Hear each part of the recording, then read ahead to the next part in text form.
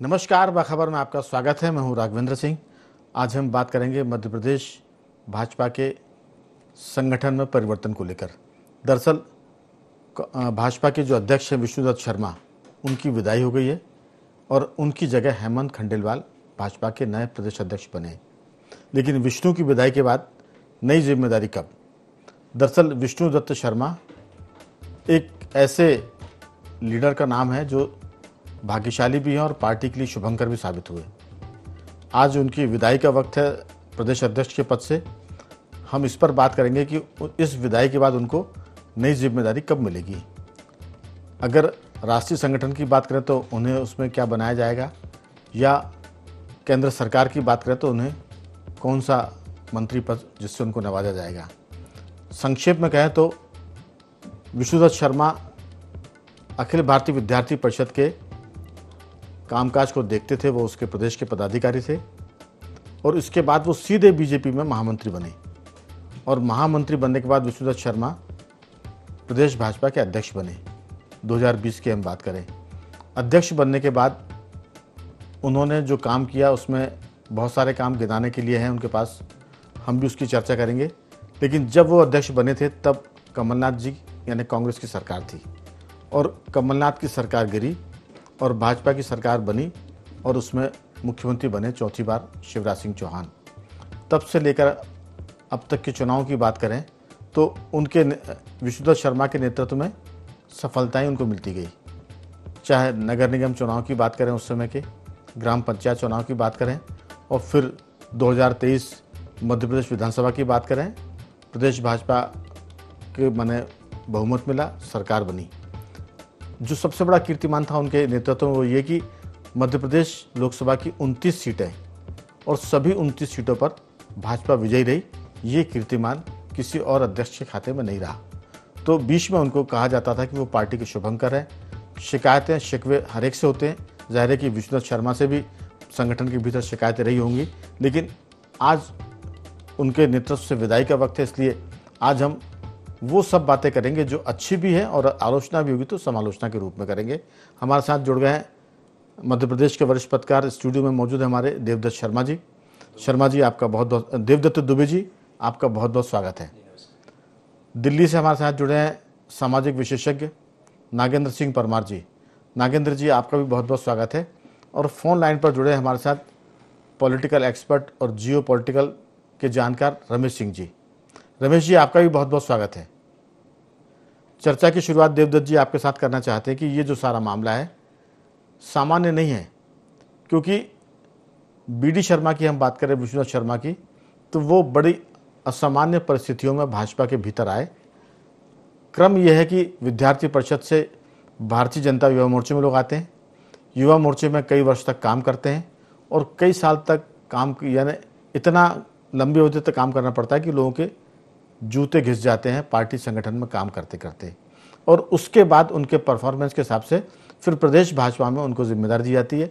वो प्रदेश भाजपा का मंत्री पद हो सकता है, फिर बाद में महामंत्री, फिर उपाध्यक्ष और बाद में अध्यक्ष। तो विष्णुदत्त शर्मा ऐसे भाग्यशाली नेताओं में हैं जो अखिल भारतीय विद्यार्थी परिषद के बाद सीधे प्रदेश भाजपा के महामंत्री हुए और उसके बाद 2 साल के बाद ही वो प्रदेश भाजपा के अध्यक्ष हो गए।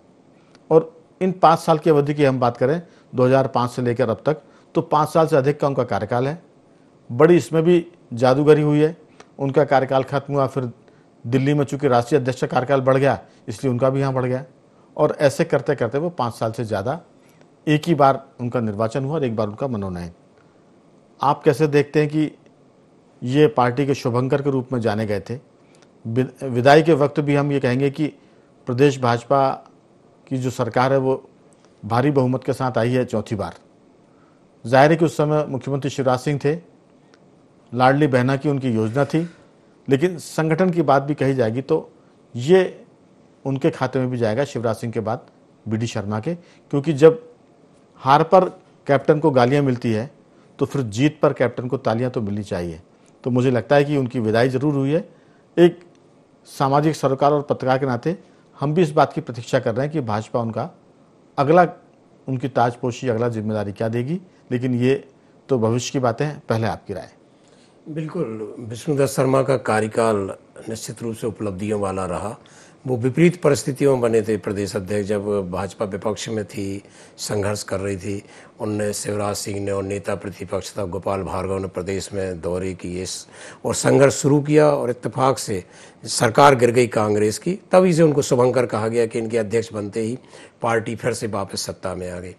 और उन्होंने प्रदेश अध्यक्ष बनते ही बहुत सारे प्रयोग किए। एक तो पीढ़ी परिवर्तन का प्रयोग किया, पहली बार में उन्होंने 40 से कम के जिला अध्यक्ष उम्र के रखे, फिर ऐसे कई प्रयोग किए उन्होंने। और एक बूथ स्तर पर पार्टी का संगठन मजबूत हो, इसके लिए उन्होंने कई बार टेस्ट भी लगाए, कई प्रयोग किए, चाहे वो सदस्यता अभियान का हो, चाहे और भी मामले हों। एक तरह से जैसे अभी वो दावा करते हैं कि 65,000 से ज़्यादा बूथों पर हमने चुनाव कराए, बहुत बड़ी बात है पार्टी के लिए जी। इसके अलावा सबसे बड़ी जो उपलब्धि है कि उनके नेतृत्व में सभी 29 सीटें भाजपा ने जीती, जो एक रिकॉर्ड है अपने आप में। तो कुल मिलाकर उनको उपलब्धियां रहीं, और एक तरह से वो पार्टी में पहले इतने सक्रिय नहीं थे जितने युवा मोर्चा या उसमें विद्यार्थी परिषद के नाम से, वो बीडी भाई साहब के नाम से जाने जाते थे। और मुझे लगता है कि बीडी भाई साहब से तो वो प्रदेश अध्यक्ष बनते भी अपने युवाओं की टीम के बीच वो ही जाने जाते रहे अभी तक। और उनको एक देखो आप, लोकसभा वो चंबल के रहने वाले, वहाँ बुंदेलखंड में खजुराहो से 2 बार लोकसभा का चुनाव जीते। आपको याद होगा कि उनकी कार्यशैली से प्रभावित होकर जब दमोह लोकसभा चुनाव के दौरान प्रधानमंत्री नरेंद्र मोदी एक सभा कर रहे थे, उस मंच पे बीडी शर्मा थे, तो उन्होंने आम जनता से परिचय कराते हुए कहा ये दुबले पतले ज़रूर हैं लेकिन बड़े कमाल के हैं, ऐसी तारीफ़ की। मतलब उनकी ऐसे इंदौर में भी उनने एक दफ़े तारीफ़ की।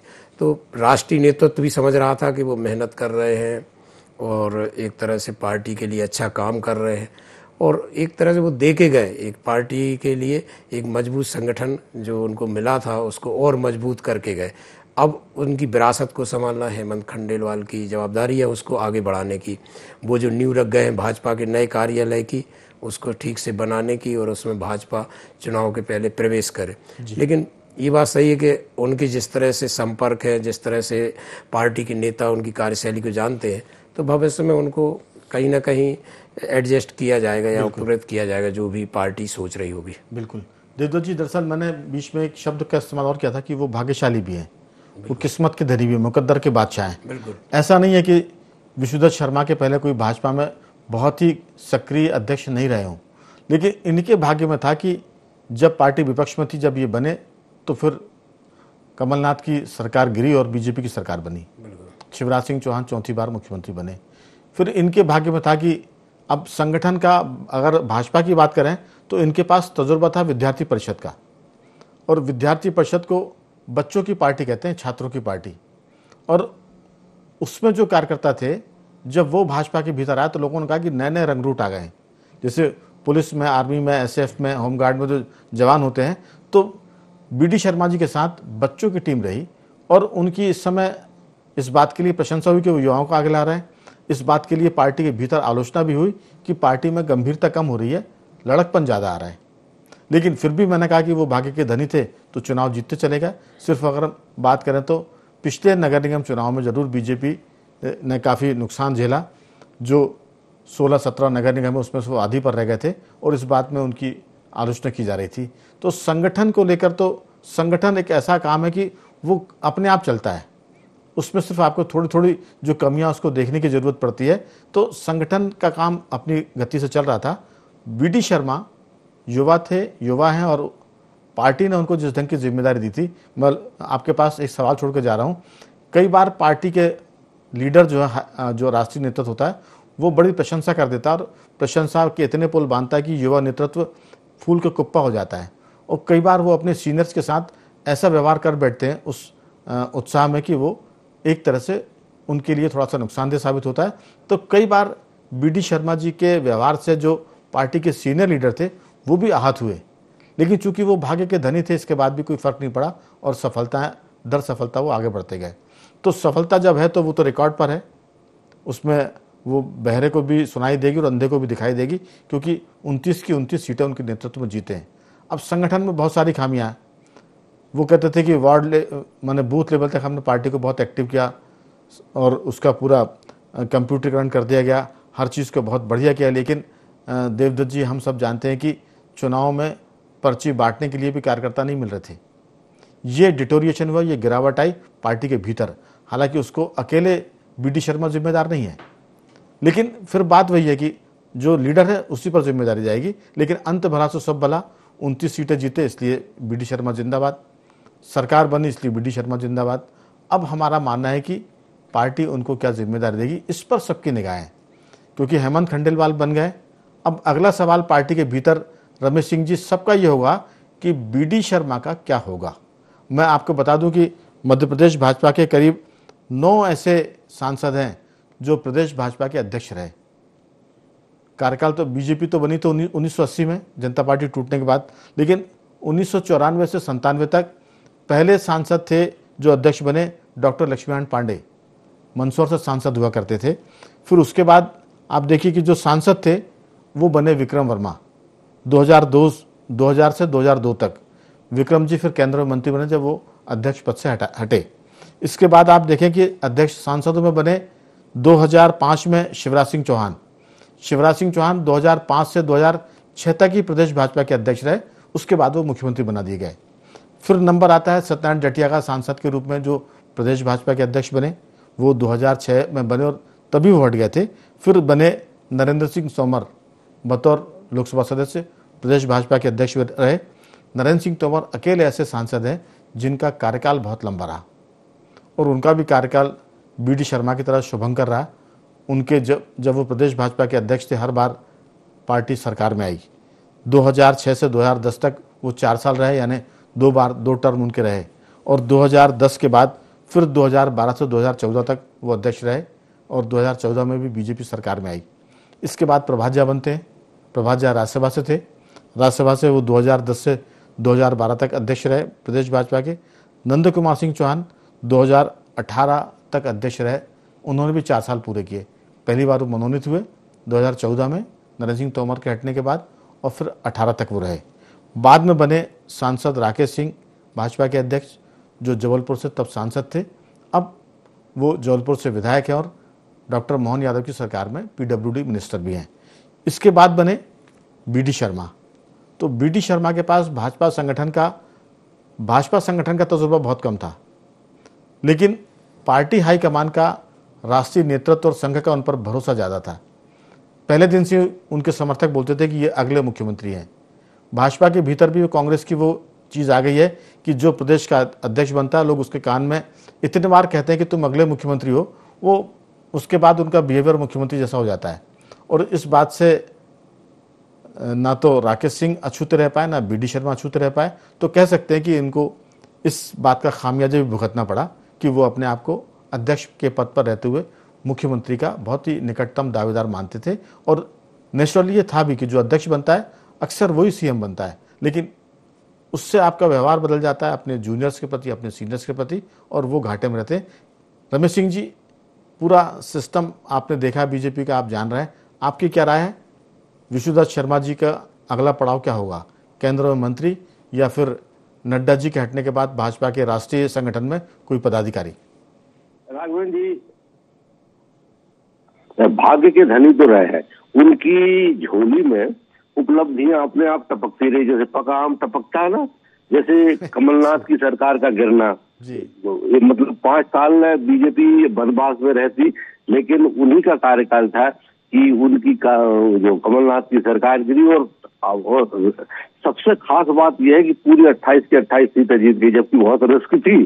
तो अच्छा, अगर 2-4 सीटें भी हार जाते तो, लेकिन एक भी सीट नहीं हार पार, पूरी जीत गई। हाँ, तो ये उनकी उपलब्धि। थोड़ा सा कंफ्यूजन है। आप ठीक कह रहे हैं, 28 की 28 वो सीटें हैं जो विधानसभा में सिंधिया के साथ जो लोग कांग्रेस छोड़कर आए थे, क्योंकि 28 सीटें वो उपचुनाव की जीते थे और 29 सीटें लोकसभा की। तो 28-29 में दर्शक जो हमारे श्रोता वो गड्ढमड्ढ ना कर ले, इसलिए मैंने स्पष्ट कर दिया। जी रमेश जी। भारी बहुमत से सरकार बनी, ये भी बहुत बड़ी उपलब्धि थी, क्योंकि उस वक्त बहुत सस्पेंस था और ये उम्मीद जताई जा रही थी कि कांग्रेस की सरकार आ सकती है। यह बिल्कुल नेक टू नेक फाइट थी चुनाव में, लेकिन अभूतपूर्व सफलता मिली बीजेपी को। हालांकि इसमें शिवराज सिंह का भी योगदान है, लेकिन अध्यक्ष होने के नाते उनका योगदान भी कम नहीं है। इसके बाद फिर लोकसभा चुनाव में पिछली बार 28 सीटें मिली थी, एक कम मिली थी, लेकिन इस बार वो भी घाटा पूरा कर दिया, 29 सीटें मिली। तो ये जो उपलब्धियां मिली है उनके खाते में गई है, उनकी झोली में गई है, ये बहुत उनकी किस्मत भी अच्छी है। तो मैं उम्मीद करता हूं कि नड्डा जी के हटने के बाद या तो उनको, मुझे लगता है संगठन में ही लेंगे, मंत्रिमंडल में तो संभावना नहीं है, क्योंकि सरकार जो है वो 2-3 घटकों के साथ मिलकर चल रही है। तो मोदी जी इस समय सरकार में बड़े चुन चुन के मंत्रियों को ले रहा है, तो संभावना ये है कि संगठन में लेंगे और संगठन में महामंत्री के रूप में इनको एडजस्ट कर लेंगे। जी, कह सकते हैं कि जो आपने कहा कि सफलता है ऐसे उनके झोली में गिरी थी जैसे कि पके हुए आम गिरते हैं, और ऐसा कहने से थोड़ा सा मुझे लगता है कि उनकी काबिलियत पर कमी की तरफ हम नहीं रहना चाहते, लेकिन भाग्य के धनी, इसमें कोई शक नहीं। नागेंद्र जी, सबसे खास बात बीडी शर्मा की यह भी है कि संघ भी उनको बहुत प्यार करता है। संगठन की हम बात करें और दिल्ली की सत्ता की बात करें तो नरेंद्र मोदी, अमित शाह भी उनको पसंद करते हैं, लेकिन कई बार यह होता है कि ऊपर के व्यक्ति कितना भी आपको बहलाए फुसला कहे कि आप ही सर्वे सर्वा, आप ही मुख्यमंत्री बनेंगे, लेकिन ग्राउंड जीरो पर आपका व्यवहार वैसा नहीं होना चाहिए कि कहीं ये रिफ्लेक्ट हो कि आप मुख्यमंत्री बनने वाले हैं या मुख्यमंत्री के दावेदार हैं, ना तो आपकी तरफ से और ना आपके समर्थकों की तरफ से। ये चुनौती हेमंत खंडेलवाल जी के लिए भी रहेगी, क्योंकि हेमंत खंडेलवाल जी लो प्रोफाइल के हैं, सबको साथ लेकर चलने वाले हैं, और बीजेपी को वो बहुत पहले से जानते हैं, क्योंकि उनके जो पिताश्री थे वो भी भाजपा के कोषाध्यक्ष रहे हैं, विजय खंडेलवाल जी, और ये खुद बैतूल से विधायक हैं। मुझे लगता है कि इनके पास जो परंपरा है, पिता का तजुर्बा और खुद लो प्रोफाइल का रहना, सबको साथ लेकर चलने की आदत, मुझे लगता है कि इनको विवादों में कम डालेगी, और ये कोशिश करेंगे कि संगठन ठीक चले, क्योंकि जब पार्टी सरकार में होती है तो अध्यक्ष ऐसा होता है जो सबकी सुन ले, सरकार की भी बातों को सुन ले, संगठन की शिकायतों को भी सुन ले। कह सकते हैं कि वो शंकर बन जाए और सबका विष खुद अपने गले में धारण करे और खुद सामान्य बना रहे। ये तो रहेगा एक तरह से चुनौती हेमंत जी के लिए, लेकिन बीडी शर्मा संगठन में संघ के प्रिय रहे और केंद्र में अमित शाह और मोदी जी के भी, तो जाहिर है कि उनकी चिंता लोग करेंगे। आपका क्या सोचना है? जी राघवेंद्र जी, इसमें कोई शक नहीं है कि बीडी शर्मा जी किस्मत के बहुत धनी रहे हैं, और देखिए कि जीवन में किस्मत भी बहुत काम करती है अपने कर्मों के साथ साथ, और बीडी शर्मा इसका जीता जागता उदाहरण भी है। और अब देखिए, अब जो वर्तमान की भाजपा है, इस भाजपा में सिर्फ सरकार की दृष्टि से हम देखें तो नंबर 1 और नंबर 2 दो ही पोजीशनें बची हैं, नरेंद्र मोदी जी और अमित शाह जी की। और दूसरी तरफ जो इनका मार्गदर्शक करते हैं या इनका कहीं ना कहीं सलाह मशवरा करती है, वो आरएसएस है, सभी जानते हैं। तो एक ऐसा व्यक्ति जो आरएसएस के साथ भी जिसके संबंध अच्छे हों, और सरकार में नरेंद्र मोदी जी और अमित शाह जी के साथ भी जिसके संबंध बेहतर हो, तो उसका तो फलना फूलना वाजिब है, उनकी पदोन्नति वाजिब है। मेरे से पूर्व वक्ता भी कह रहे थे, मैं उससे पूरी तरह सहमत हूँ कि बीडी शर्मा जी की पदोन्नति लगभग तय है। ये मान के आप चलिए कि राष्ट्रीय संगठन में तो उनकी पदोन्नति होनी तय है। कुछ अभी शुरुआती कयास है, ये कयास भर है, लेकिन आप कयासों को देखेंगे तो आप देखेंगे कि मध्य प्रदेश से राष्ट्रीय अध्यक्ष के रूप में 2 ही नाम चल रहे हैं जो तैर रहे हैं। हालांकि ये कयास भर है, शिवराज सिंह चौहान जी का और बीडी शर्मा जी का। राष्ट्रीय अध्यक्ष नहीं तो कम से कम आप ये मानिए कि संगठन में राष्ट्रीय स्तर पे उन्हें कोई बहुत महत्वपूर्ण जिम्मेवारी मिलना करीब करीब तय ही है, क्योंकि संघ भी उनका सहयोग करेगा और मोदी जी के वो प्रिय है तो मोदी जी भी उनका सहयोग करेंगे।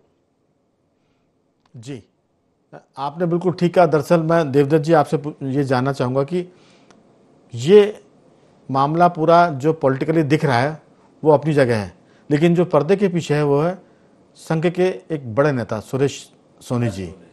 सुरेश सोनी जी के एकदम से मैं ये तो नहीं कहूँगा कि शिष्य हैं, लेकिन सुरेश सोनी जी के स्नेह पात्र हैं डॉक्टर मोहन यादव जो मुख्यमंत्री हैं, और हेमंत खंडेलवाल जी सुरेश सोनी जी के स्नेह पात्र हैं, वो प्रदेश भाजपा के अध्यक्ष होगा। तो एक तरह से मध्य प्रदेश जो है संगठन और सरकार सुरेश सोनी जी के मार्गदर्शन में भी काम करेगी। दिल्ली का मार्गदर्शन तो हो ही होगा, अमित शाह जी का, नरेंद्र मोदी जी का, पार्टी के जो भी राष्ट्रीय अध्यक्ष बने उनका भी, लेकिन सुरेश सोनी जी मध्य प्रदेश से संबंध रखते हैं, राजगढ़ के पास के रहने वाले हैं, तो सुरेश सोनी जी की जो दिलचस्पी है वो मध्य प्रदेश को बेहतर बनाने में होगी। सरकार भी बेहतर काम करे और संगठन भी पहले से और मजबूत हो। तो मुझे लगता है कि जो हेमंत खंडेलवाल हैं वो सुरेश सोनी जी की पसंद है, और डॉक्टर मोहन यादव तो सबको पता है कि सुरेश सोनी जी की पसंद है, जो संघ के प्रमुख है। अब इसमें खास बात है कि बीडी शर्मा भी संघ की पसंद रहे हैं, और वो उन युवा और तेज तर्रार लीडरों में थे जिसके बारे में कहा जाता है कि वो बहुत ही, जिसे कहते हैं, प्रखर राष्ट्रवाद, प्रखर हिंदुत्व को लेकर बीडी शर्मा का नाम उन नेताओं में है राष्ट्रीय स्तर पर जो आगे बढ़ने वाले थे। लेकिन 5 साल में जो कुछ उन्होंने किया, उनका जो परफॉर्मेंस है, जो ट्रैक रिकॉर्ड है, वो उपलब्धियों से भरा है। लेकिन ये उपलब्धियाँ संगठन की भी हैं और शर्मा जी के भाग्य की भी हैं। अब उनका भाग्य और राष्ट्रीय नेतृत्व का उनके प्रति स्नेह ये बताएगा कि वो केंद्र में मंत्री बनते हैं। हालांकि रमेश सिंह जी कह रहे हैं कि चूंकि गठबंधन की सरकार है, भाजपा को बहुमत नहीं है, तो सारे घटकों का ध्यान रखना पड़ेगा। लेकिन मुझे लगता है कि वो संगठन के साथ साथ राज्योग अगर उनका होगा तो वो जरूर केंद्र में कम से कम राज्य मंत्री तो बनेंगे, ऐसा मुझे लगता है। आपकी राय? बिल्कुल, जब वो पहली बार खजुराहो का लोकसभा चुनाव लड़ने गए और पहली सभा हुई नामांकन पत्र की, तो केंद्रीय मंत्री अमित शाह जो भाजपा के सबसे बड़े रणनीतिकार हैं, उन्होंने जनसभा में कहा कि आप इनको लोकसभा में भेजिए, हम इनको बहुत बड़ा नेता बनाएंगे पार्टी का। और तब देखें कुछ दिन बाद वो अध्यक्ष बन गए थे। तो मुझे लगता है कि अमित शाह भी और मोदी जी प्रधानमंत्री कर ही चुके दमोह में तारीफ। तो जब दोनों राष्ट्रीय नेतृत्व के जो प्रमुख सूत्रधार, जो रणनीतिकार, जो निर्णय लेते हैं, दोनों की ये राय है उनके बारे में, तो उनके लिए तो तय है कि उनके लिए कुछ कुछ सोच के रखा ही होगा या कुछ कुछ होगा ही उनके लिए।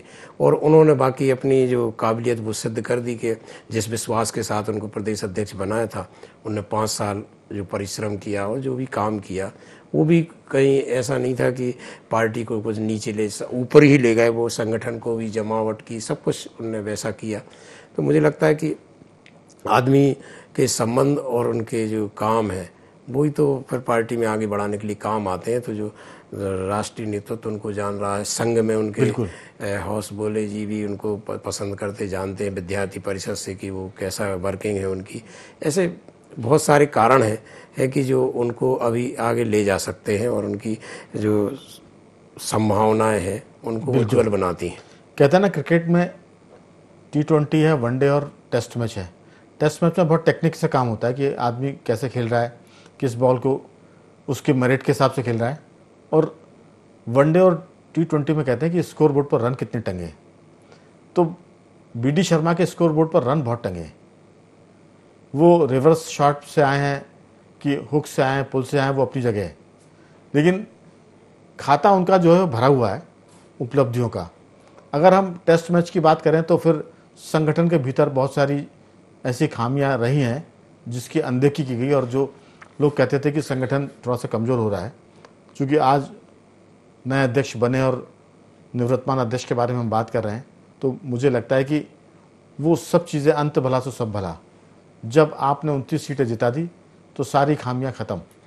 अगर आपने बीजेपी की सरकार को दोबारा लेकर आ गए, इसका मतलब सारी खामियां ख़त्म। तो आज का दिन ऐसा है कि विष्णुदत्त जी की विदाई है और अब जिम्मेदारी क्या मिलेगी।